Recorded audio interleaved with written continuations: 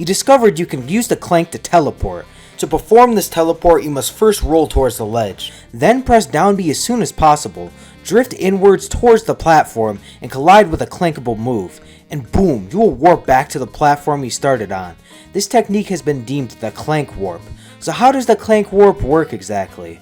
What's happening is that Luigi's forward roll technically takes him off the platform, but it visually appears like he's still standing on it. The down B is what causes him to fall, but his ECB, Environmental Collision Box, still remains in his previous position. But the coolest part about this glitch is that there's actually a non-warp version that's useful in combat. If you drift outwards instead of inwards when you clank with the attack from below, you can actually immediately counter hit, much like Yoshi's super armor. But Luigi's ECB lock has other applications. If you perform the teleport on a ledge instead of a platform, you can voluntarily enable a blocks glitch. When you're stuck in the box, any neutral or special attack won't send you anywhere, you're just indefinitely stuck below the stage.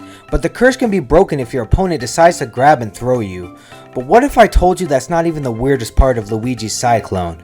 So in a previous video I mentioned how there's certain criteria that determines whether or not Luigi's down B is already charged when a match starts. It's completely dependent on stage and player port, but I recently discovered that the rule set also determines the charge as well. Normally, if player 1 was Fox and player 2 was Luigi on Battlefield, he would start the match charged. But if you set the stage selection to random in the rules and it chooses Battlefield on its own, Luigi's down B is not charged. But why? Why do these bizarre arbitrary factors determine Luigi's Cyclone charge? Well, it's caused by a little thing called garbage data. So basically the charge state of Luigi's Cyclone is stored as a bit in the game's memory. This memory is supposed to be marked as either a 0 or a 1 every time a match starts. But apparently the programmers forgot to do so, and instead it holds whatever value was previously stored in that memory address. The garbage data also determines other factors like how the Shy Guy spawned on Yoshi's story. Well, I hope you learned something new about Luigi's Cyclone today.